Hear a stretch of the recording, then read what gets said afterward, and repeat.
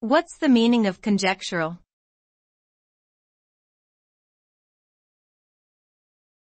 Conjectural.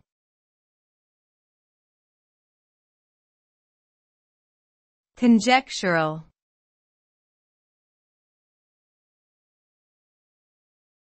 Conjectural.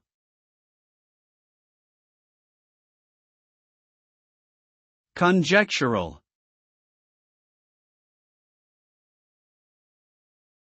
The word conjectural is an adjective that describes something that is based on guesswork or speculation rather than on factual knowledge.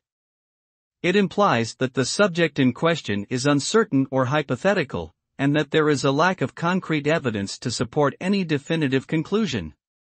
In short, when we describe something as conjectural, we are saying that it is not based on established facts and may be subject to revision or change in the future. This term is commonly used in academic or scientific contexts when discussing unproven theories or speculative ideas.